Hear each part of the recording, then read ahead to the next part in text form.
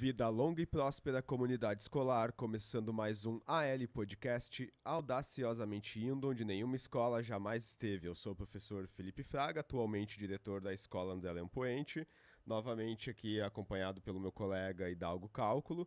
Também não posso deixar de dizer que nós temos um aluno hoje nos assistindo e fazendo fotos pra gente aqui, o Renato. Muito em breve ele vai estar na mesa conosco aqui também, espero, né? Ele tá vindo já para ver como é que funciona, para ver se ele cria coragem. E hoje nós estamos recebendo então a Fran Britz, né, que é jornalista, roteirista, produtora executiva na RBS e também é doutoranda em comunicação, perdão. Né? Então, aí se preparando para muito em breve ser uma doutora em comunicação, né, Fran?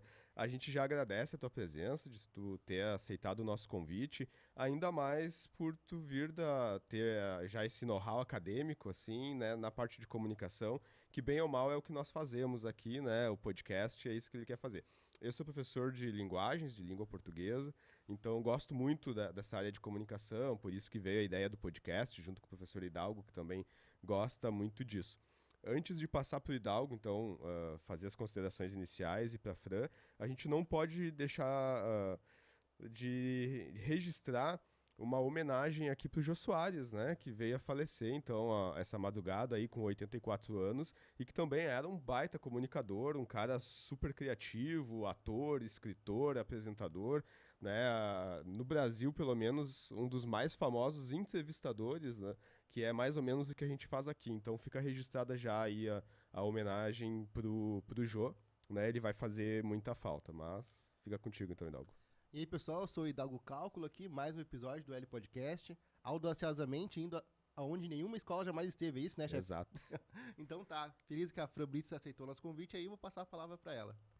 Gente, muito obrigada pelo convite mesmo, assim, e parabenizar vocês também por essa iniciativa, porque é muito legal essa oportunidade que hoje todo mundo tem de pegar um celular, de pegar uma câmera, produzir conteúdo de qualidade, né? E eu acho que vocês, como professores, né, têm esse papel muito importante de estar incentivando os alunos e também tá vocês, né, colocando a cara num projeto, buscando N entrevistados de diversas áreas. Eu acho que isso aí é um mérito muito grande, isso reforça também a importância de vocês enquanto professores, né?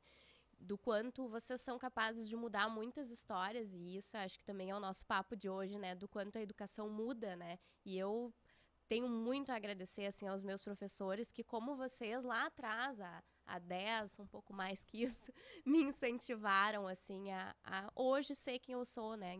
Cada passo que eu dou na minha trajetória, eu lembro, assim, dos meus professores, então eu fico bem emocionada de estar diante de vocês e ver que numa escola pública vocês estão fazendo tanta diferença, sabe? Fazendo muito barulho, que eu acho que é, assim, né, uma missão de vida, assim como eu, quando fui fazer jornalismo, tinha a missão de mudar a vida das pessoas, de uma certa forma. Vocês, né, usam, né, o dia a dia de vocês, diante de todas as dificuldades, de tudo que fazem, né, os professores passarem, né, principalmente na educação pública. Então, meu parabéns imenso a vocês, assim.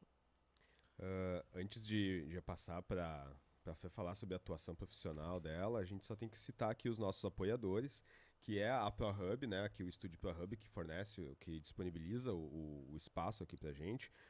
Em oferecimento à própria produtora que faz as formaturas da nossa escola, né? E daí também conseguiu a parceria pra gente aqui com a ProHub. E a gente tem outros podcasts parceiros. Um deles é o professor Hidalgo chegou a mencionar antes de começar a gravar, que é o Cadê o Café, que é o novo projeto dele aí, então um podcast de comédia. Quem não assistiu o episódio piloto lá, procura então no YouTube ou no Spotify. Já tá no Spotify, né, Hidalgo? Tá no Spotify. E cadê o café com K? Com K, né? Com Cadê K. o Café com K? Também o Viegas Cast, que é o podcast que acontece todas as quartas e sábados do professor Viegas, que é um professor de Porto Alegre, também nosso parceiro, e o Escola Pública Podcast, que é um podcast de um professor lá de São Paulo, o professor Luciano. Inclusive, na semana passada ele postou no YouTube um vídeo muito legal, assim, um vídeo meio desabafo sobre o papel da educação, né? O título provocativo é Se a Escola Não Está Matando a Educação. Esse é o título do vídeo dele. Então ele faz muitas provocações assim sobre educação, principalmente sobre educação pública, que é o nome do podcast, Escola Pública Podcast. Então, antes que eu esqueça, quem quiser seguir aí a Fran no Instagram, então, @FranBritz, né? Já já chama ela no Instagram. E a gente sempre esquece de pedir pro pessoal se inscrever aqui no canal, né? Verdade. Agora a gente tá com um canal novo, bonito, só com os episódios do L Podcast Studio. Então, né, pessoal? Vamos clicar aí e ativar o sininho para receber os próximos episódios. E também o Cortes AL Podcast. E o Cortes L Podcast, que aí lá saem mais episódios, né? Pelo menos a cada 2, 3 dias saem cortes, né? E o episódio completo sai a cada 15 dias. Mas então, Fran, a gente estava comentando aqui que tu trabalha na RBS, participa de vários programas, só que em uma parte que é muito importante, que as pessoas às vezes até esquecem que existe, que é trabalhar nos bastidores com a produção desses projetos, né? Por exemplo, nós postamos nas redes sociais, até a gente te marcou, a gente viu que tu compartilhou, até agradeço que tu compartilhou, a pauta do nosso episódio de hoje. Isso faz parte de produção, nós também fazemos produção, e eu diria que é até a parte mais importante, porque é todo um trabalho pra gente chegar até aqui e gravar e conversar. Então o Hidalgo teve que fazer contato contigo, a gente teve que pedir para um outro professor, já agradecendo o professor Rodrigo que escreveu a pauta, ele que escreveu. Então tem todo um trabalho antes de chegar nas câmeras, que é mais ou menos o que tu faz tanto no rádio quanto na TV, e aí tu pode falar um pouquinho pra gente, então, quais programas tu produz. Exatamente. Então, eu fiz jornalismo, né? Sou especialista em TV e convergência digital, fiz mestrado em televisão e atualmente estou fazendo um doutorado em comunicação também com um foco em televisão. E nessa trajetória toda eu sempre me identifiquei com essa parte de trás, então causa um certo incômodo estar aqui no microfone, porque não é o meu normal sempre foi o bastidor, sempre foi uma coisa que me interessou muito desde a época da faculdade. Então eu sempre amei televisão, mas nunca me vi em frente às câmeras. Então, às vezes, até tem uma brincadeira, assim, com amigos, familiares. A primeira coisa, quando eu vou te ver no Jornal Nacional? Provavelmente nunca, porque não vai rolar, não é do meu perfil. Então, o que eu faço hoje na RBS, foi o que eu fiz também quando eu entrei como estagiária, quando eu estava no 5º semestre da faculdade. Produção, entrei na produção do Patrola, não sei se vocês se lembram. Sim, sim. Então, foi o meu primeiro programa, foi a minha primeira experiência em TV. E depois disso, já como profissional, eu entrei no Galpão Crioulo, que é um programa com 40 anos já de história.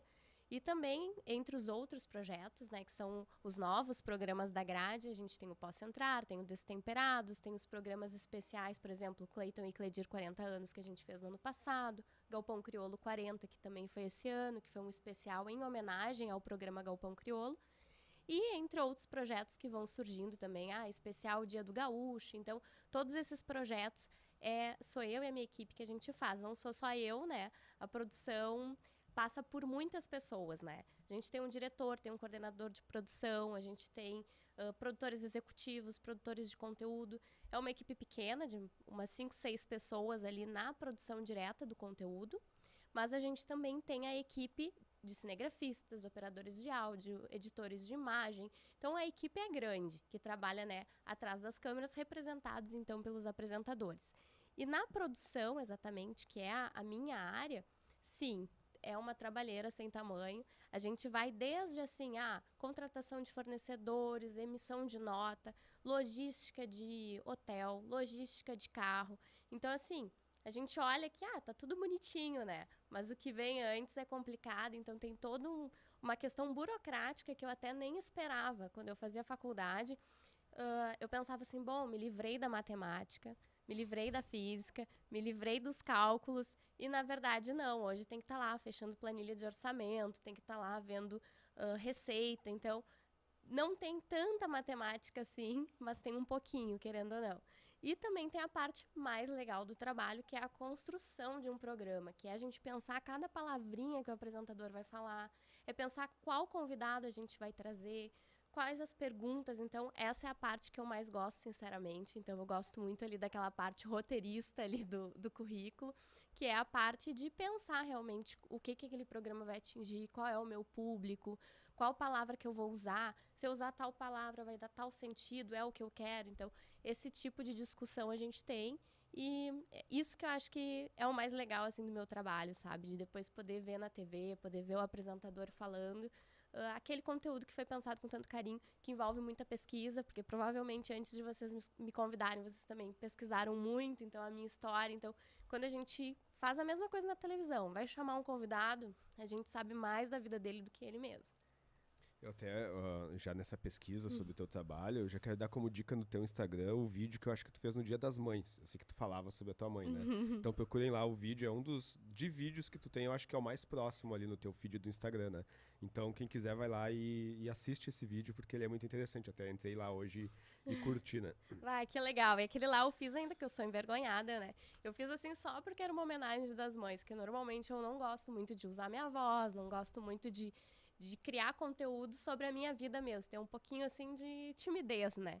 Eu prefiro contar as histórias dos outros, né? É mais fácil. E tu sabes que falando sobre produção, a pauta, como eu postei no Instagram, ele te marquei, é a primeira pauta que a gente posta, porque já é o 15º hoje, olha ele Podcast Studio. Acho que é De podcast a gente já tem mais de 100, mas hoje já deve ser 14º, 15º, 13º. E nenhum outro a gente postou a pauta. Esse eu pensei assim, eu vou ter que postar porque eu sei que a Fran entende isso que a gente tá fazendo e ela vai gostar quando a gente postar. Por isso que foi a primeira que eu postei, né? Nós vamos postar as outras pautas também, mas já foi pensando nisso. Também, se tu precisar de estagiário, esse moço que tá nos acompanhando hoje disse que tá procurando emprego e ele já sabe bater foto em podcast, viu? Ele já tem um pouco de experiência, a gente pode até emitir um certificado pra ele, né? E é assim que começa. Exato. É assim mesmo que começa. Depois, 10 anos de estudo, tu vai estar no bastidor de algum programa. E no caminho ele me disse que ele quer ser arquiteto, né? Mas de repente no meio do processo a gente não, convence pelo ele a amor ser de Deus. comunicador, né? Ou ele pode fazer uma série de podcasts sobre arquitetura, Pode ser. inclusive, também, né?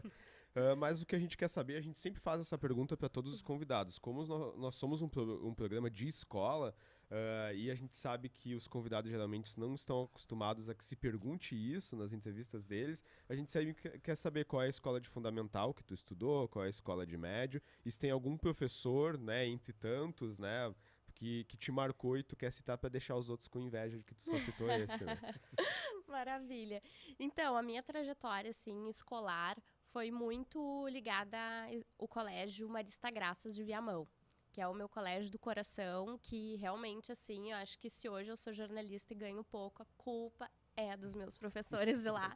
E eu agradeço muito a eles, que são alguns, assim, eu não vou limitar tanto a um, porque daí é um desafio muito grande. Mas no ensino médio, no ensino fundamental, o meu professor que mais me marcou, assim, foi o de história. E eu acho que aí vem também esse interesse pelo jornalismo, né, de escrever a história que está acontecendo. Acho que veio nessa referência dele. Eu admirava muito o jeito que ele dava aula.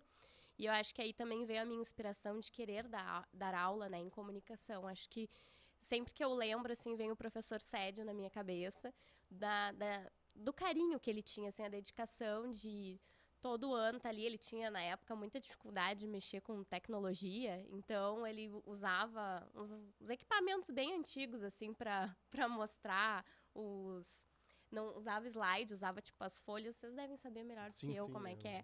Que colocava ali, tinha aquele cheirinho de álcool. Então, assim, tem essa memória super afetiva em relação a ele. Já no ensino médio, a minha vida, assim, meio que se encaminhou muito para a escrita. Até porque eu tinha negação de matemática, cálculos. Então, assim, a professora Vivi, de redação, me inspirou muito. A professora Rosana, de português, e a Irani, de português, me incentivaram muito. E até em inglês, que era uma disciplina, assim, que eu odiava. Até hoje, assim, tenho muita dificuldade. Mas a professora, ela não desistia de mim. Então, isso também são fragmentos, assim, da minha memória escolar que me fazem pensar, assim, quando eu encontro alguma dificuldade, eu penso, minha professora de inglês, a professora Ju, nunca desistiu de mim, não vai ser eu que vou desistir, né? Então, tem esses vários professores, fora os outros também, que foram super importantes, mas esses em especial, eu lembro com muita frequência, assim, na minha carreira hoje, quando tem alguma dificuldade, eu lembro deles, que eles acreditaram nos meus sonhos, sabe? Então, isso me motivou para ser jornalista. E na época da escola, tinha uma tarefa no terceiro ano, que era escrever uma autobiografia.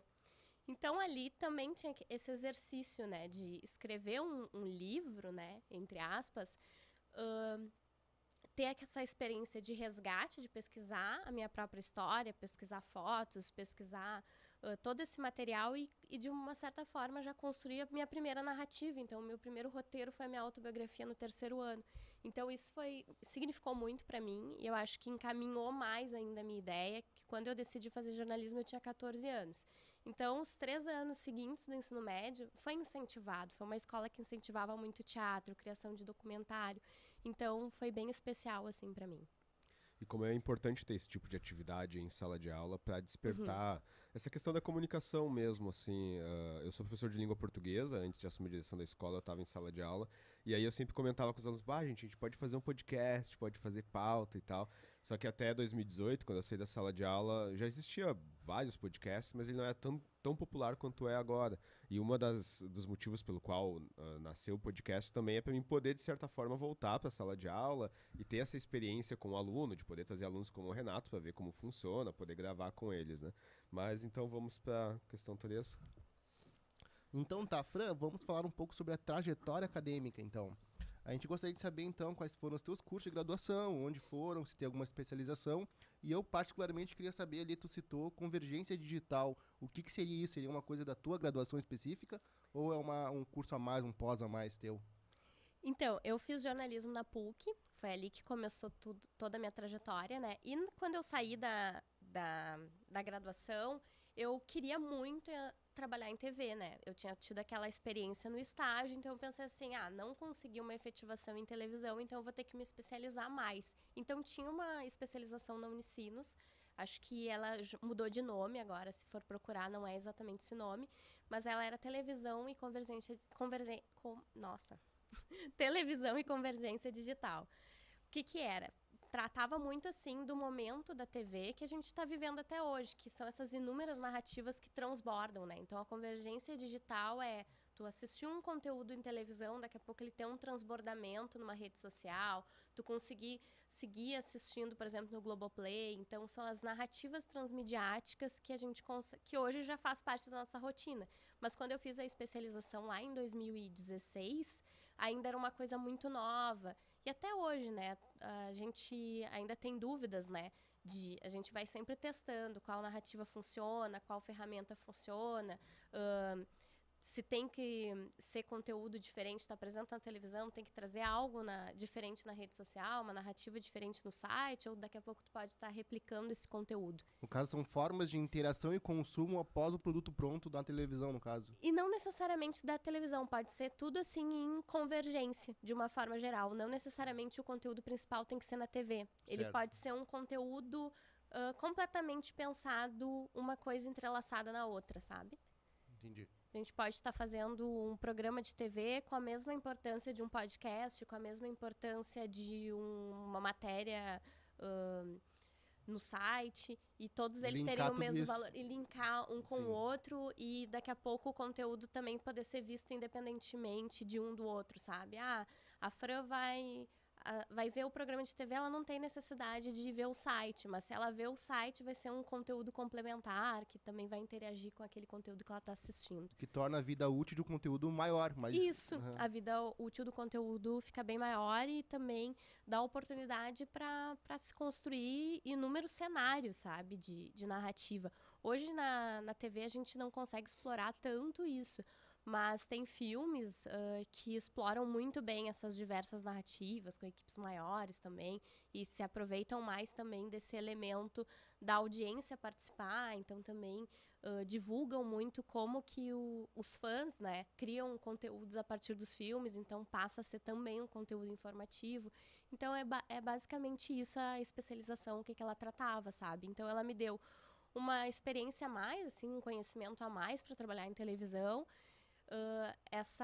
esse conhecimento sobre como posso explorar mais essas narrativas, de como construir conteúdos diferentes. E também, depois dessa especialização, né, que tinha esse foco com várias, né, como é que eu posso dizer, conteúdos, assim, explorar, né, de forma ilimitada. Claro que ali o foco maior era a TV, né, por ser um conteúdo mais tradicional. E na época a gente nem falava muito de podcast, que o podcast teve uma onda mais antigamente, aí deu uma parada e hoje em dia voltou com tudo, né? Na época da especialização a gente nem conversava, então imagina se fosse hoje a especialização, a gente pensar quantas narrativas a gente pode estar trabalhando em podcast, né? E aí depois disso eu entrei no mestrado em comunicação com ênfase, né? Minha dissertação foi em televisão, eu estudei o programa TV Mulher, eu não sei se vocês lembram, um programa, assim, dos anos 80, né? As nossas mães com certeza lembram, né? Fazia parte da rotina delas.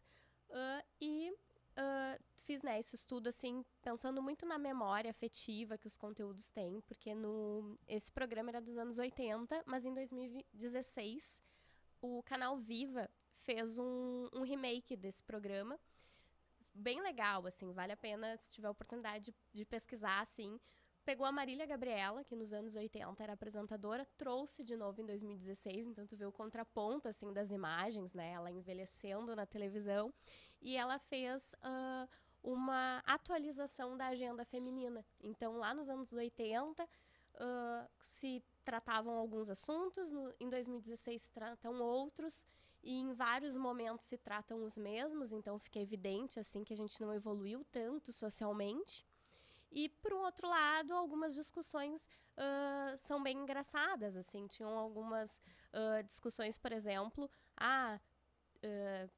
posso me divorciar ou não? Eram algumas das cartas, que hoje talvez as mulheres não teriam essa questão, né? Ou, menstruei pela primeira vez. Eram perguntas muito ingênuas, né? E aí, em 2016, a gente tem essas dúvidas muito mais críticas, né? Sobre violência contra a mulher, entre outros assuntos. Então, foi uma pesquisa interessante para fazer esse contraponto, tanto social, quanto da própria televisão em si, né? E do quanto é importante, né? A gente ter a televisão para discutir essas pautas que mudam a história de muitas pessoas, né? E também, daí, agora no doutorado, eu mudei um pouquinho, assim, o meu objeto de estudo. Tô no conteúdo, ainda tô na metade, né, do doutorado, então muita coisa pode mudar ainda, mas a princípio eu vou estar estudando, assim, o modelo de negócio em televisão, também o uso de narrativas tanto de marca quanto do conteúdo editorial do programa. Só uma pergunta, tu usou bastante a palavra narrativa, e hoje em dia parece que a palavra narrativa ela tem uma conotação diferente. Para a comunicação, narrativa seria uma estrutura de roteiro, de condução do programa, enfim, do produto. Isso. A narrativa, digamos, é a forma como a gente vai tratar aquele conteúdo. Então, a forma como eu decidi abordar ele vai fazer parte dessa narrativa. Sim. E daqui a pouco a gente pode estar falando assim, a narrativa do programa de televisão vai ter um apelo emocional, vai ter um resgate de memória, vai ser de humor. Então, a narrativa, acho que a gente, quando fala de narrativa, a gente está falando da mesma, né? Só que a gente pode... a gente direciona essa narrativa. A nossa história, se eu for começar a contar a minha história, estou criando uma narrativa, vocês estão criando a narrativa de vocês, isso que a gente está fazendo, né? Faz parte, né, de tudo isso. E é uma forma de envolver mais o público, né? Quando envolve bastante. Tem mais narrativa, elementos de narrativa, né? Isso, quando a gente faz esses resgates, assim, por exemplo, no TV Mulher, no remake, se tinha muito, assim, uma exploração da narrativa dos anos 80. Então, se pegava fragmentos, né, para criar essa nova narrativa de contraponto e tudo. Então, é mais nesse sentido. Dando um exemplo sobre isso, também sobre transmedialidade, que tu estava comentando antes, né? Primeiro é legal falar sobre a Marília Gabriela, porque isso que a gente está fazendo de programa de entrevista, por muito tempo ela nadou quase que sozinha nisso, né? Porque ela ficou muito famosa por participar do Roda Viva, entre outros programas também da Globo, né? O Roda Viva da TVE. Mas depois ela teve o Diferente com Gabi, né? Ela teve no SBT, se eu não me engano, no GNT também. E era muito isso que a gente tá fazendo, de estar conversando, só que era ela e mais um convidado, ou às vezes mais de um convidado, né? E por muito tempo ela teve meio que sozinha fazendo esse tipo de produto, assim. Ou pelo menos ela era mais famosa e mais assistida. Eu lembro de assistir no site do SBT os programas que ele dava no SBT, tipo, segunda de noite, e eu assistia depois quando eles disponibilizavam, né? Hoje se encontra todos no YouTube, no canal do SBT Volta e Meia, eu assisto algum ainda, né? E dessa questão de transmedialidade que tu estava comentando, tem dois casos que eu até acho bacana de citar, como a gente está num podcast, eu gosto de indicar podcasts. Tem um bem recente agora que é A Mulher da Casa Abandonada, para quem quiser procurar lá, né? E aí entra bem dentro dessa questão, que ele começa como podcast, tem essa questão da narrativa, o storytelling, assim, porque ele não tá só fazendo um documentário sobre a mulher de uma casa que é abandonada e tal. Ele tá falando sobre como ele conheceu ela, como que ele chegou, foi atrás das informações. Então, no fundo, ele tá contando a história de como ele estava produzindo o podcast, né? E não só falando, documentando quem é aquela mulher e o que aconteceu com ela. Ele tá contando a história dele produzindo o podcast. E ele transbordou, teve essa questão de transbordar, porque daí ficou muito famoso, Tanto que as TVs daí foram fazer a cobertura de quando a mulher foi ser despejada da casa. Ao mesmo tempo também os TikTokers iam lá pra fazer. Então no dia que ela tava sendo despejada, tinha um cara do TikTok de humor fazendo uma sketch na frente, assim, relacionada com aquilo, né? Então vira uma coisa de várias mídias, assim, de vários formatos. E tem também o caso Evandro, que também começou como podcast. E aí o Ivan Mizanzuki, que produziu o podcast, ele foi contratado pela Globo para fazer o documentário, né, a partir do podcast, e ele continua como contratado, produzindo outros podcasts, então, já como contratado da Globo, que provavelmente vão virar documentário depois pra TV, né, então as coisas se entrelaçam muito, assim, né. Exatamente, e eu acho bem legal, assim, né, de falar sobre esses podcasts, porque eu acho que eles dão também uma valorização para o jornalismo, sabe? Para esse jornalismo de uma apuração mais aprofundada, sabe? Porque em dado momento, assim, o jornalismo virou muito a notícia do dia, né? Então, a gente perdeu aquela coisa que as revistas traziam, né? De explorar a fundo um assunto. Então, esses podcasts narrativos estão dando essa oportunidade, estão mostrando o quanto o jornalismo, sim, é interessante, o conteúdo de mídia tem público para isso, as pessoas não estão só na rede social, as pessoas não só se importam, né, com os likes, com o look do dia, também se importam em escutar boas histórias. Mas para isso precisa de boas histórias. Então, talvez a grande resposta que a gente busca na comunicação, no jornalismo, esteja aí, né? A gente tendo boas histórias, a gente tem público, a gente tem audiência. E esses exemplos que tu deu são ótimos. E tem também a Carol Pires, espero não estar errando o nome dela, porque eu sou péssima com nomes.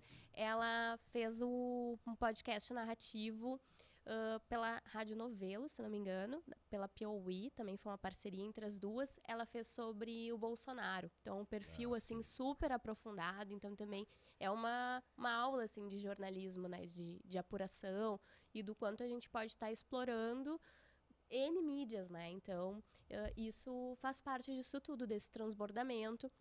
E também o mais importante, talvez mais interessante dessas narrativas seria até a gente poder ouvir o podcast e ter um conteúdo diferente do que a gente vai estar assistindo depois no documentário, por exemplo, na Globoplay, sabe? Esse seria o ideal, digamos assim, né? Se é que existe algum ideal, mas é tu conseguir, daqui a pouco tá consumindo todos e tá descobrindo coisas novas e com narrativas diferentes, com pontos de vista diferentes, sabe? É esse que tu citou do presidente. É interessante que ela conta toda a história dele, desde nascer até chegar à presidência, sem falar com ele nenhuma vez, né? Então ela vai pra cidade onde ele nasceu, fala com as pessoas e tal. E aí tu vai entendendo a trajetória dele só pelo que ele tá contando das pessoas que moram no local, né? Isso é bem interessante a forma como ela construiu esse... Eu não lembro o nome desse podcast agora, mas é bem fácil de encontrar, né? Fran, então, conta pra gente como é que tu faz pra conciliar atividades profissionais, porque eu acredito que deve exigir bastante do teu tempo e mais atividades acadêmicas, porque um doutorado eu sei que não é fácil também, né? Tu tem que escrever uma tese, essa tese tem que ter uma certa originalidade, né? Tem que ter um caráter de ineditismo, né? E aí como é que tu faz dentro da tua rotina pra conciliar isso, o trabalho e mais a pesquisa acadêmica? Eu tô trabalhando, assim, bastante na terapia para entender que não tem como a gente estar 100% em dois lugares, né? A gente vai ter que, em dado momento, priorizar a tese, priorizar a pesquisa acadêmica e, em dado momento, priorizar a TV. Até esse momento, infelizmente, eu ainda não consegui priorizar a tese, né? Várias demandas acabaram surgindo na TV e pedindo muito mais a minha atenção. Então, nesse momento, eu me voltei um pouco mais pro lado profissional, mas, sim... nessa segunda etapa do doutorado, eu vou ter que passar a priorizar ele de uma certa forma, né? Até para poder valer a pena, né? Porque a gente passa por uma seleção, a gente vai nas disciplinas e tudo, e tem que chegar um momento de baixar a cabeça e construir a pesquisa. Mas confesso que nesse momento não está tendo a entrega que eu gostaria que tivesse. Mas durante toda a minha jornada, assim, eu sempre busquei, de uma certa forma, construir a minha carreira tanto com a experiência profissional em veículo de comunicação, tanto com a academia. Então, na minha graduação, eu participei muito de iniciação científica. Então, desde lá, eu sempre tive essa dupla personalidade, assim, de estar fazendo estágio, estar indo atrás de veículos de comunicação e, ao mesmo tempo, publicando artigo, participando de congresso. estando em projetos de pesquisa com professores da faculdade. Então, sempre fez parte de mim. No mestrado, eu me dei a liberdade de me dedicar totalmente à pesquisa. Então, eu conquistei uma bolsa de pesquisa CAPES, que é onde a gente recebe um auxílio do governo federal para a gente se dedicar totalmente à pesquisa. Não era um valor alto, né? Um valor super pequeno, era R$ 1.500, era realmente assim para poder se manter e não pode trabalhar, né? Então, tu realmente tem que abrir mão da tua carteira assinada. Na época, abri mão, porque no meu planejamento de carreira naquele momento fazia sentido me dedicar totalmente ao mestrado. Eu tinha muito assim o objetivo de realmente me entregar para a pesquisa e tudo. No doutorado eu já não senti tanta necessidade, porque dentro do perfil profissional que eu estou buscando criar, né, tá em processo, eu vejo a importância que é para a academia, que eu quero ser uma professora mais de prática, né, tanto de televisão quanto de rádio, seja do que for, eu quero ser uma professora que os meus alunos digam assim, não, tem experiência profissional.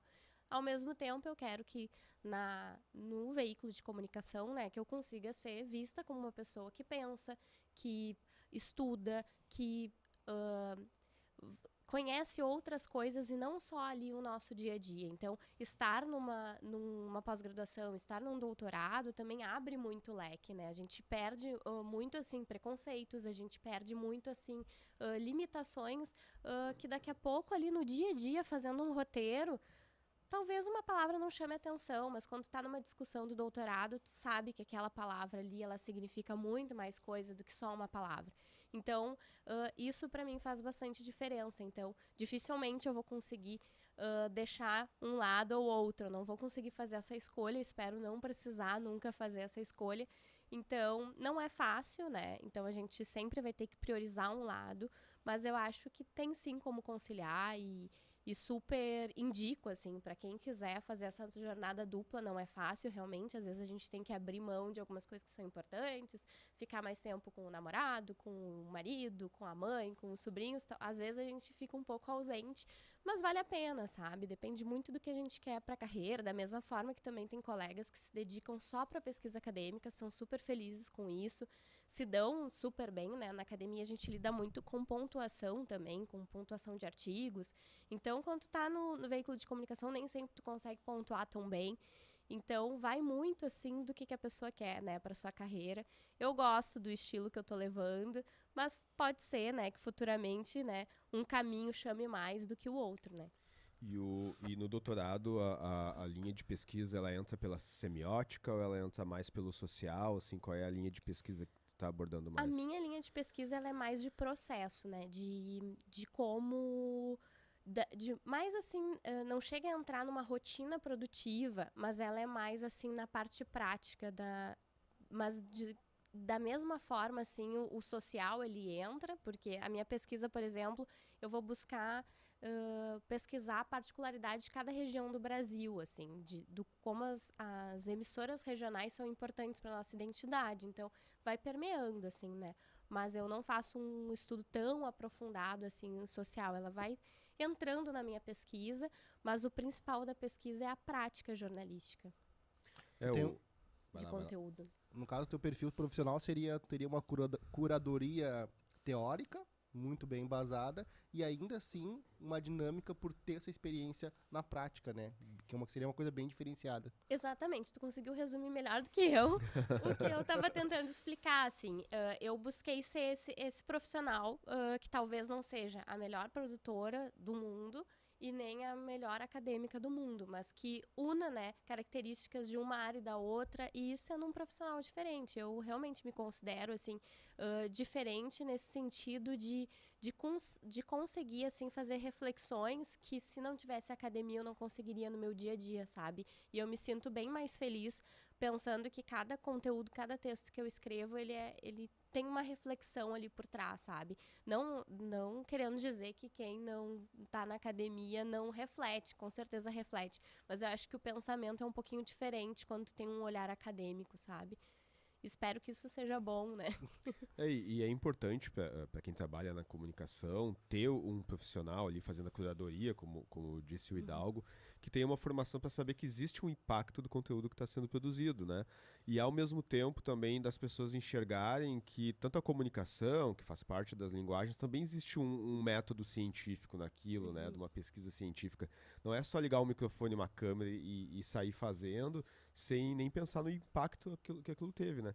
Existem muitos problemas que a gente está passando hoje sobre desinformação, a gente viu aí na época da vacina, exatamente por pessoas produzindo conteúdo sem ter aquela responsabilidade, sem levar em consideração o impacto que esse conteúdo vai ter. E daí, por isso que é importante ter uma pesquisa disso de impacto, né? E como tu colocou de fazer essa pesquisa do regional, a RBS nesse sentido é excelente, né? Porque ela faz muito conteúdo regional e um conteúdo de construção de identidade regional, assim, né? De trazer artistas gaúchos relacionados. A gente teve aqui entrevistando um humorista dessa corrente mais gauchesca, que é o Léo, gaúcho de apartamento, e também um músico regionalista, né, que é o César Oliveira também, que é muito relacionado com isso, né? A gente também teve essa preocupação, pô, a gente tá no Rio Grande do Sul e vamos trazer então pessoas relacionadas com essa identidade, assim, né? E me parece a mesma coisa. Ao mesmo tempo também a gente já teve um colega teu aqui de RBS, que é o Alex Bagé, né? A gente também teve conversando com ele, porque a gente queria sentar com pessoas da RBS, porque bem ou mal é quem tem maior abrangência e maior experiência nisso, né, na RBS, né? Mas então é muito importante ter esse caráter acadêmico para saber o impacto que isso tem nas pessoas mesmo, né? Sim, eu acho que é um mérito muito grande, assim, eu digo até da Globo como um todo, sabe? Se a gente for pensar que cada região do Brasil tem uma emissora Globo pensando um conteúdo para aquela região, né? Claro que a grade da Globo, a maior parte dela é nacional. A gente tem poucos horários aqui que são regionais, né? Mas nesses poucos horários a gente consegue produzir muito conteúdo legal, né? E tirando a parte da TV, que tem ali o Galpão Crioulo, que é um melhor exemplo, né? Do quanto esse programa que tem 40 anos mudou a vida de muitos artistas, né? Sempre foi vitrine, né? Desses talentos, sempre valorizou o que é feito aqui no Rio Grande do Sul. A gente tem o Posso Entrar contando essas histórias, a gente tem o Destemperados trazendo a nossa gastronomia.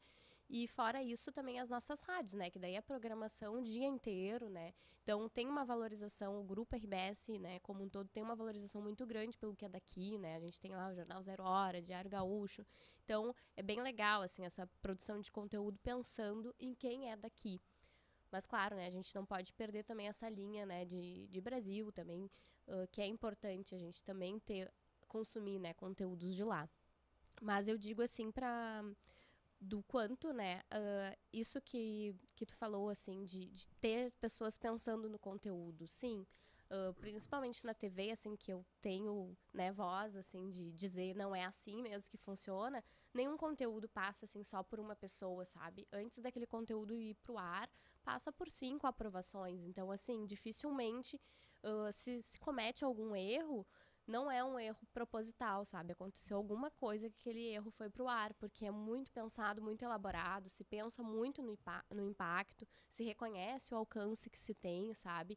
Então, e eu ainda tenho essa preocupação também, porque eu também tô do lado de lá, né? O lado que critica a mídia, o lado que analisa os programas e entende que, né, qualquer frase, imagem, um áudio mal colocado pode gerar um impacto muito grande. E enquanto jornalista, né, que a gente já tem isso na formação também, por mais que eu não atue no jornalismo, tem essa responsabilidade social já impregnada, né? Próximo. Felipe, eu vou trocar a pergunta, pode ser? Aí depois tu pode junta ser. as 5 com as 7 ali, faz Beleza. assim, Fran, eu tenho algumas questões, assim, bem pessoais e particulares em relação à produção de conteúdo.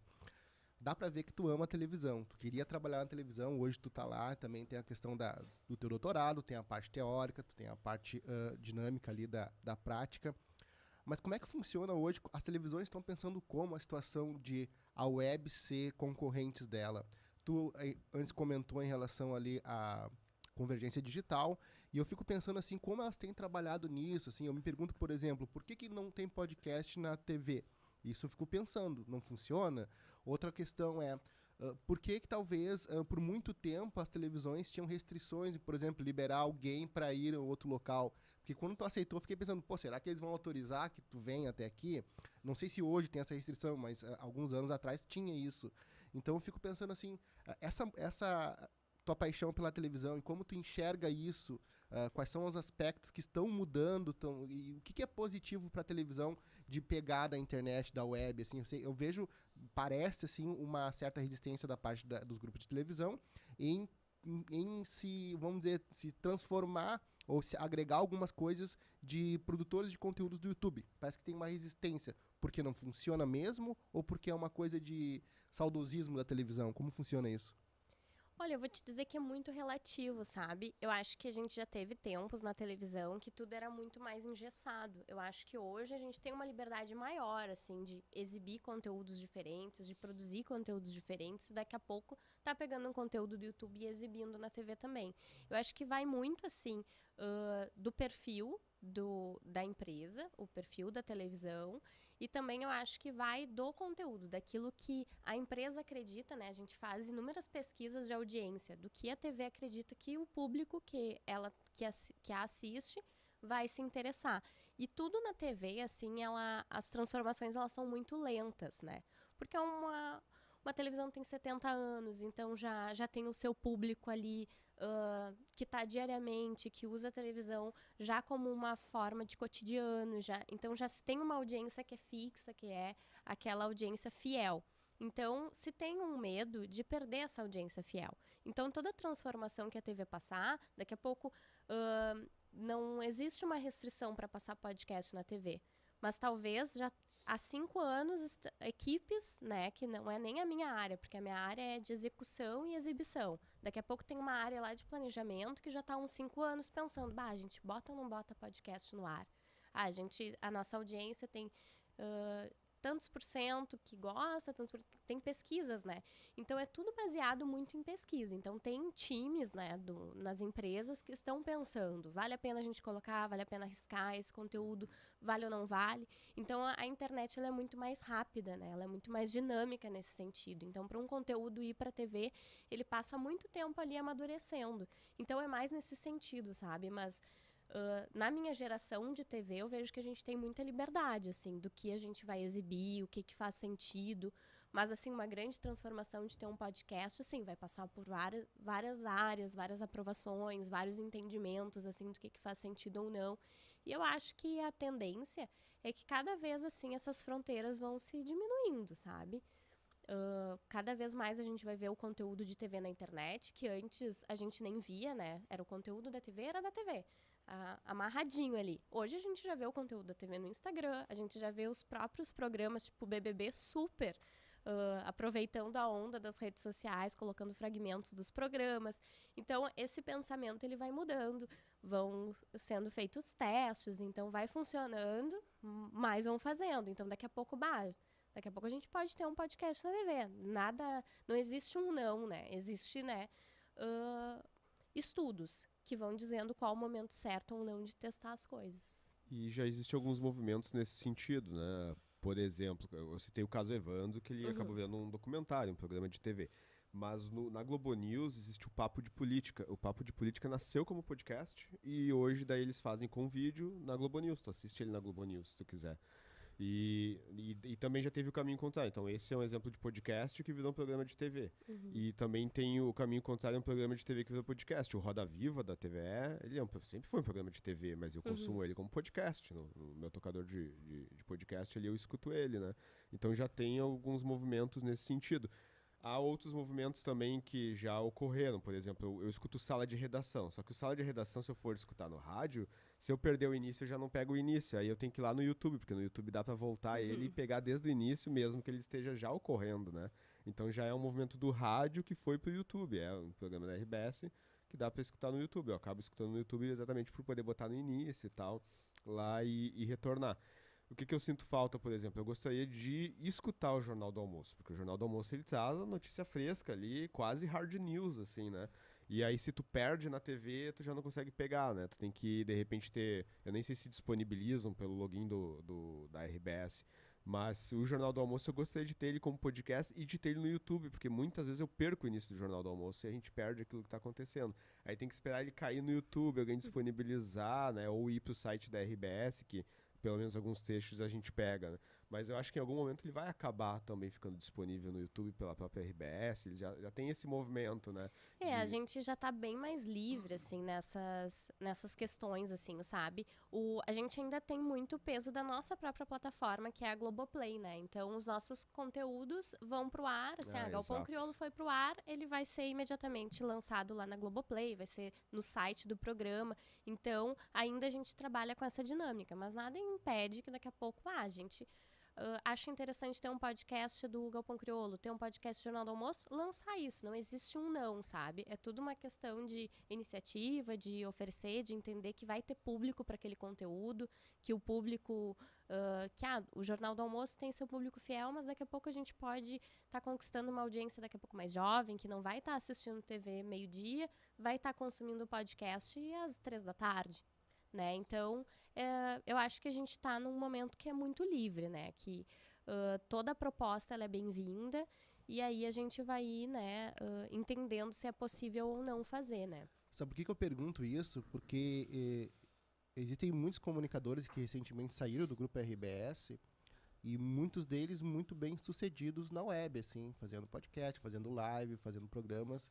E eu fico pensando, tipo, enquanto eles estavam lá, com o potencial comercial que eles tinham, não seria o racional, assim, o mais comercial provável e rentável para a empresa captar, deixar eles lá dentro e produzir alguma coisa dentro da televisão mesmo, porque eles têm uma entrega comercial boa. E isso que eu fico pensando assim, por que eles não fazem isso? Porque o pessoal saiu de lá, né? Não vou citar nomes, enfim, saíram. Comercialmente, eles têm uma rentabilidade, eles vendem bem, eles têm uma audiência fixa, eu sou parte dessa audiência, e enquanto eles estavam lá dentro, parece que eles não eram aproveitados dessa forma. Eu fico pensando em relação a como a televisão pensa em relação a esse tipo de produção de conteúdo, não só podcast, mas de utilizar os nomes que eles têm de forma comercial. Eu acho que até na TV a gente até não tem tanto esse movimento de ter podcasts, né? A gente não tem podcasts dos nossos programas de TV. Mas eu acho que os nossos comunicadores, eles são muito aproveitados lá nas rádios, por exemplo. Tanto nas rádios de entretenimento quanto na Gaúcha. Aí tu vê ali, tem o Romance Proibido, que aí o pessoal da 92 que faz. É a Mari, é o... Não vou querer errar nomes. Acho que é o Vini, que também participa. E esse é um deles, né? Eu acho que a Carol Sanches tem podcast também. Acho o pessoal, então, do Bola, do Pretinho, tem podcast também. Então, eu acho, assim, que se tem. Eu acho que eles existem, eles só não estão ligados à TV, sabe? Eu acho que eles aproveitam mais... o pessoal da rádio já tem todo o equipamento disponível, eles ficam mais com essa demanda, né, de produzir esses podcasts. Entendo. Então, a Kelly Matos tem um podcast super legal dela, que é o Descomplica, que a gente consegue entender todos os assuntos, assim, de diversos cenários, desde internacional até Felipe é fã da Kelly Matos, né, Felipe? Sim. Eu também, eu divido, sabe? Porque, assim, acho um conteúdo super legal, porque a gente vê ela lá na rádio, né, como apresentadora e tudo, e no podcast a gente consegue conhecer uma Kelly que fala sobre diversos assuntos com profundidade. Admiro muito, assim, o conhecimento que ela tem para falar de qualquer assunto. Se vocês botarem ali o podcast dela, vai de economia, vai para sei lá, daqui a pouco saúde mental, daqui a pouco vai para saúde da mulher, e tudo ela tem muito domínio, né, da fala. Acho que ela é uma das grandes comunicadoras, assim, que a gente tem, e eu acho que ela super aproveita esse espaço, sabe, de estar em vários lugares. Eu não me recordo agora se ela participa do Zona Eleitoral, que é aquele que tem a Participa também. de Oliveira também, né? Uhum. E daí eles têm entrevistado os candidatos ao governo do estado, a deputados e tudo mais, né? Eu acho que a gente tem bastante podcast, só que eles estão mais centralizados com o time das rádios. Na pesquisa que o professor Rodrigo fez aqui para a pauta, ele identificou que tu participou da produção de vários programas relacionados à história, assim, né? Isso é uma opção de um gosto que tu tinha por história, ou foi algo que aconteceu, tu trabalhava ali, daí acabou produzindo esses programas? Foi uma escolha tua ou foi uma coisa que aconteceu? Eu preciso produzir esse programa porque me foi encomendado, ou tu gostava muito de história e resolveu produzir eles? Olha, eu acho que conscientemente, não. Mas foram oportunidades que foram surgindo e que eu adoro, né? No fim, no mestrado, eu trabalhei muito com memória, não com história em si, mas com memória, né? E em Clayton e Cledirta, usei muito a memória em imagem desses artistas para construir a narrativa do Clayton e Cledir 40. Do Galpão foi a mesma coisa. Então, lidar com memória é uma coisa que me chama bastante atenção, sabe? Eu gosto muito desse assunto. Mas são coisas que foram surgindo. Da mesma forma que, por exemplo, assim, na graduação eu fiz parte do projeto de pesquisa sobre a cadeia da legalidade. Não foi uma opção, surgiu uma oportunidade. Um dos grandes professores de rádio que a gente tem no Brasil, que é o Luciano Kleckner, me convidou para fazer parte desse projeto. Foi ali que eu entrei, né, na iniciação científica e que, né, trouxe toda essa bagagem, né, que no fim virou mestrado e doutorado. Foi a oportunidade que eu tive. Então, aproveitei esse momento. E no meu TCC da faculdade também. Eu fui estudar a revista Realidade, uma revista dos anos 60. E, então, acho que tudo teve a ver, assim, na minha carreira, mas tudo veio através de convites, assim, de oportunidades. Eu sempre agarrei muitas oportunidades que surgiram, por mais que eu não estivesse preparada ou que eu não me sentisse, assim... com condições, assim, de, sabe tudo sobre história. Não, mas eu vou correr atrás, vou aprender e vou realizar, vou entregar. Então, foi mais nesse sentido, sabe? As oportunidades foram surgindo e eu fui agarrando elas. E o Cadeia da Legalidade, ele é um texto, uma pesquisa, ou ele é um documentário? Ele é uma pesquisa que deu origem também a um livro, a artigos publicados em congresso, onde a gente fez o resgate sobre a segunda cadeia da legalidade. Né, tinha uma visão muito mais política, né, que é uma área que eu, sinceramente, não conheço tanto, né. Eu sempre foquei mais no entretenimento, nas vezes que eu pude escolher, mas esse projeto, né, eu fui ancorada também com pesquisadores de história, pesquisadores da sociologia, tanto o próprio professor Luciano, que estuda muito a história do rádio. Então, eu estava mais numa posição, assim, de coletar dados, né, entrevistei muitos personagens da cadeia da legalidade, mas também com todo o aparato deles, que tinham um conhecimento mais aprofundado de história. E a cadeia da legalidade seria a mesma coisa que a campanha da legalidade do Brizola, ou é outra coisa? Exatamente, isso mesmo. Do que daquele movimento, de comunicação para resistência naquele momento, assim. Isso mesmo. Vai para 6, 7. 6, então. Então vamos lá. Fran Brits. A gente queria falar um pouco, então, perguntar sobre o teu trabalho voluntário na Sociedade de Moradores da Vila São João. Como é que foi, o que foi, como é que aconteceu? São Pedro, na verdade. São Pedro, perdão, então. De novo, eu vou cortar, eu edito. Na Sociedade de Moradores da Vila São Pedro. Agora sim. Então, eu nasci e cresci na Lomba do Pinheiro, aqui em Porto Alegre. E lá na Lomba do Pinheiro, quando eu estava fazendo faculdade, eu pensei assim, eu tenho que, de alguma forma, retribuir, né?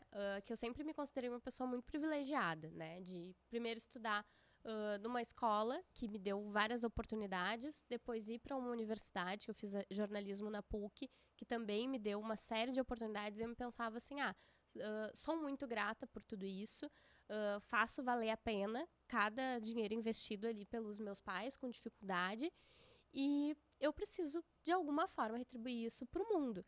Então, naquele momento, tinha um voluntariado PUC na própria universidade, e aí chegaram aqueles e-mails ali de convite. Eu pensei, bom, é aí a oportunidade que eu estava precisando. E dentro das comunidades que faziam parte ali do voluntariado, tinha essa associação ali na Lomba do Pinheiro. E eu pensei assim, bom, ótimo, meu próprio bairro. E aí, confesso que foi um período curto, eu deveria ter seguido por mais tempo. Hoje eu acho que a gente tem que encontrar um horário na agenda da gente para poder fazer um trabalho social. Atualmente eu não faço nenhum, mas isso eu achei muito legal, assim, eu tinha 18 anos e dentro da minha maturidade eu pensei assim, vai ser a minha mudança para o mundo, sabe? E eu fui lá para essa comunidade, meu pai também se engajou e foi junto, e eu ensinava as crianças, assim, a lerem, o primeiro contato, assim, com a leitura, sabe? Juntar as palavrinhas. Eu não tinha, né, principalmente com 18 anos, não tinha muita didática, mas eu tinha muito carinho, sabe? Eu queria que aquelas crianças lessem, eu queria que elas tivessem a oportunidade, que elas gostassem de ler. E o meu pai tinha mais domínio, assim, da matemática, ele ensinava as crianças matemática. Então, elas iam para essa associação no turno inverso da escola. E aí, acho que eram 1 ou 2 vezes por semana, eu e meu pai, a gente ia para lá para fazer essas dinâmicas com elas, assim, meio que um reforço escolar. E foi muito legal, sabe? Gosto de lembrar disso, lembro com muito carinho, com um pouco de culpa, porque eu acho que realmente, assim, foi um momento legal e que 10 anos depois, né, hoje, eu penso assim, eu não consigo encontrar um horáriozinho na minha agenda para fazer isso de novo, sabe? E é uma coisa que fortalece muito a alma, sabe? Porque eu lembro que eu voltava para casa às vezes chateada, assim, porque eu via assim, eles não estão aprendendo, eles não estão prestando atenção. E vocês, né, como professores, devem saber como a gente fica chateado, assim, como, tô me esforçando, preparei um monte de material e eles não estão dando bola. E aí, na semana seguinte, eu recebi um desenho, sabe? Então, talvez eles não tenham maturidade, eles têm 5, 6, 7 anos, né? Alguns 9, 10 ali, aprendendo as primeiras letrinhas. Mas a forma deles dizerem que estava valendo a pena era me mandar um desenho. Eu guardo até hoje, assim, os desenhos, assim. E aquilo ali eu lembro de voltar, assim, chateada e depois receber essa energia em forma de desenho, de pensar assim, eles estão mostrando que é importante que eu tô aqui, sabe? E depois acabaram surgindo outras demandas de trabalho, da própria faculdade foi demandando mais e eu tive que acabar parando, né? Mas eu lembro com muito carinho desse período. E o projeto existe ainda, se alguém quiser se voluntariar para participar, ele Sim, existe. o voluntariado PUC existe e eu acho assim, que até fora assim do próprio programa de voluntariado da PUC, eu não sei se quem é fora da universidade poderia entrar, mas assim, tenho certeza que essas instituições assim que né, tem um espaço para as crianças carentes estarem ali, elas vão super receber quem quiser participar de algum projeto, ensinar algo que saiba, por mínimo que seja, né? Pensem, eu tinha 18 anos, não sabia nada. E o pouco que eu sabia, né, que era ler e escrever ali, foi a minha forma de ajudar, de contribuir. E isso realmente, assim, eu achei muito interessante vocês resgatarem isso, porque faz muitos anos. E uma coisa bem legal, assim, da minha vida. A gente podia convidar alguém de lá para fazer o podcast aqui também, né? Falar sobre esse projeto e tal. Sim, exato. Até, ou alguém que coordene na PUC mesmo, porque a Show. gente também tem interesse em trazer pessoas da PUC, né, pra conversar aqui, né. É bem legal. E o Marista como um todo, assim, ele trabalha muito a solidariedade, né? Então, desde a escola, né? A gente sempre... os professores sempre incentivaram muito a gente, assim, com essa questão da solidariedade. A PUC, né, seguiu fortalecendo. Acho que é bem interessante mesmo. E já fica a dica aí, né? Procurem na sua comunidade alguma coisa que possa ser um trabalho voluntário, que possa ajudar crianças ou idosos, enfim, né? Mesmo animais também, existe muito trabalho assim a ser feito.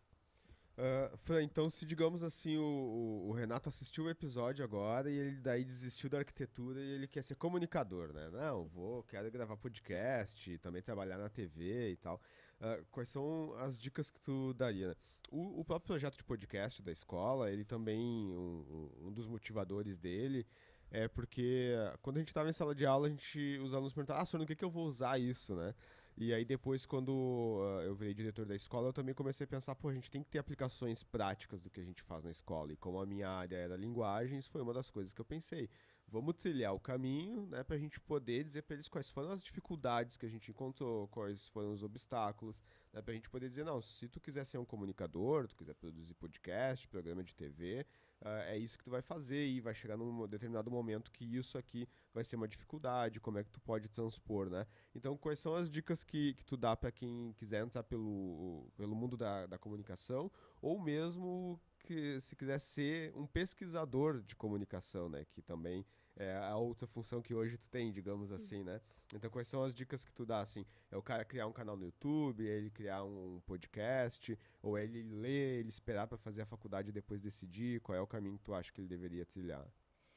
Então, a comunicação, assim, é uma área que ninguém nunca vai te incentivar, né? Normalmente, assim, porque é uma profissão que muito competitiva, tem muitos profissionais no mercado, nem todos conseguem vagas em veículos de comunicação, nem todos conseguem seguir na área, né? Vários colegas, assim, se formaram em jornalismo, não encontraram espaço, mudaram de área, foram trabalhar em outras coisas, foram fazer uma segunda graduação.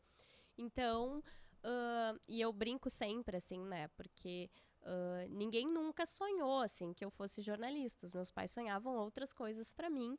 Só que é aquela coisa, né? O brilho no olho, o coração acelerado. É essa profissão que eu escolhi pra mim. Então, o primeiro conselho, assim, é acreditar no seu sonho, sabe? Se tu acredita que tu vai ser um bom jornalista, que tu vai ser um bom comunicador, né? Vamos abrir mais a área, um bom publicitário, um bom produtor audiovisual. Acredita e vai, né? Confia, porque tu tem que ser o teu primeiro torcedor, sabe? O torcedor número 1 pela tua carreira, o primeiro que vai acreditar e que vai depositar toda a confiança e toda a dedicação. Então, esse é o primeiro conselho. Se tu acredita, vai. Porque é muito fácil desistir, é muito fácil desanimar. Todos os dias, assim, é um desafio. Nem sempre a gente vai se sentir muito valorizado, então não é uma profissão fácil, mas eu também sou daquele time que pensa assim, não adianta estar numa profissão super em ascensão, que ganha altos salários, tu vai estar infeliz, ou daqui a pouco tu vai estar tão infeliz que tu não vai conseguir um salário né, grande, porque tu não vai ter esse brilho no olho, e daqui a pouco tu pode fazer jornalismo e ser super feliz, daqui a pouco se destacar, porque hoje em dia também, com os próprios, né, podcasts, com as redes sociais e até nos próprios veículos de comunicação, tem jornalistas muito destacados que ganham muita grana. Então, são vários caminhos. Infelizmente, a gente não tem assim uma fórmula certa para dizer assim, vai dar certo. Mas coisas que a gente tem certeza, assim. Gosta de comunicação? Sim, aproveita que tu tá com o celular, aproveita que as coisas são acessíveis, aproveita que na escola tá tendo a oportunidade de fazer um podcast, vir aqui acompanhar. Isso é maravilhoso, sabe? Eu acho que toda a oportunidade que a gente puder aproveitar é bom. E hoje em dia, mais do que quando eu entrei na faculdade, a gente tem muita oportunidade, né? O Instagram, tu pode estar produzindo teu conteúdo, tu já vai construir ali a tua primeira audiência, né? Na época que eu estava na faculdade, eu aproveitava muito os blogs, né? Eu nunca fui muito insistente nesses projetos pessoais, sempre desisti rápido, mas é um exercício, né? Aquela coisa de tu já estar ali escrevendo, ler bastante, é super importante, tu conhecer diversos assuntos. Quem quer ser jornalista, principalmente, tem que estar muito ligado à área da política, sabe? Tá atento às mudanças que estão acontecendo no mundo, tá atento nos assuntos, assim, as próprias redes sociais hoje nos dão tantas pautas, sabe? Mas realmente não só rolar a página, né? É se aprofundar, entender, ver o que as pessoas estão discutindo. Então, acho que sim, todos os conselhos, assim, são bem-vindos. Criar um canal no YouTube, criar um podcast, criar um conteúdo no Instagram. Eu acho que tudo isso é super válido. E também conversar com as pessoas, sabe? Eu acho que, às vezes, quando a gente é aluno, estudante, a gente fica com medo. Não vou falar com o comunicador tal, não vou mandar mensagem pro produtor tal de tal programa. Não, manda. Insiste, sabe? Bate na porta, conversa. Eu acho que, por exemplo, assim, quem me mandar uma mensagem ali no Instagram, com certeza vai receber a resposta, sabe? Pode demorar um pouquinho, mas vai receber, porque não custa nada, né? Os profissionais, inclusive, ficam felizes quando tem o seu trabalho reconhecido, admirado. Então, eu acho que isso faltou, assim, na minha época, por timidez, sabe? De não ter coragem de conversar com as pessoas, de dizer, olha, acompanho teu trabalho, te admiro. Como que eu faço para ser estudante de jornalismo? Como que eu faço para fazer publicidade? Como, né? Eu acho que perder a timidez e ir atrás, assim, dos seus sonhos, bater na porta de quem for ter que bater, sabe? Eu acho que é por aí. Existe um outro podcast que eu escuto bastante, um podcast que está há bastante tempo, já citei várias vezes, que é o Braincast, que é do site Brainstorm 9. Eles são um site, na verdade, mais ligado à publicidade. Eles vendem agências publicitárias e tudo. Aí eles fazem algumas discussões. Um dos últimos episódios é assim, todo profissional precisa ser influencer, né? Que eles fizeram uma discussão sobre isso. Porque é meio que tá virando, né? Às vezes o cara, sei lá, ele é marido de aluguel, que faz concertos, mas daí ele posta lá no status do Instagram e tal, o que ele tá fazendo, exatamente para vender o peixe dele mesmo, né? Pra dizer assim. Então, de certa forma, sim, né? Todo profissional que quer ser bem sucedido hoje, principalmente quando precisa vender o seu produto, de certa forma ele tem que ser influencer, ele tem que ser comunicador, ele tem que ser instagrammer, youtuber, para ele poder seguir uma outra forma área, né? de buscar alcance, né? Eu até, no meu Instagram, até dei uma parada, porque justamente, né, eu não sou muito persistente nos meus projetos, mas por um tempo eu postava ali vídeos, assim, com dicas para quem queria pesquisar televisão. Para quem queria trabalhar em TV, por onde começar? Faz um MBA, faz uma especialização, faz um doutorado, um mestrado, qual curso seguir, sabe?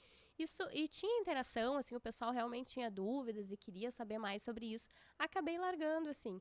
Mas eu acho que quem curte, assim, que quer e ainda não teve uma oportunidade num veículo, não teve a oportunidade ainda de ir para a área que gosta, sabe? Eu acho que a gente tem as nossas próprias, nas redes sociais ali, a nossa própria emissora de TV, sabe? Tem muita oportunidade ali para aproveitar. E é aquela coisa, né? É pesquisar, é escrever, é testar e ter confiança em si, sabe? De que vai dar certo. Eu sou muito tímida, né? Inclusive, comecei aqui o nosso papo dizendo que eu estava um pouco nervosa, né? De estar na frente de uma câmera, no microfone. Mas eu acho que, realmente, assim, a gente tem que estar enfrentando esses medos. E quem gosta de comunicação, seja que vai se dedicar para o bastidor e tudo. Mas nesse primeiro momento, eu acho que é um bom teste, assim, para ir se experimentando e vendo se realmente é isso que gosta, né? Mas eu acho, assim, não pode desistir e aproveitar que tem o YouTube aí com muito conteúdo legal, né? Quantos cursos gratuitos hoje a gente tem livres, assim, na internet que pode estar, né, se especializando, vendo o que gosta. Eu acho que esse é o conselho. Eu queria finalizar da minha parte, que depois o Hidalgo vai fazer a despedida dele, você também.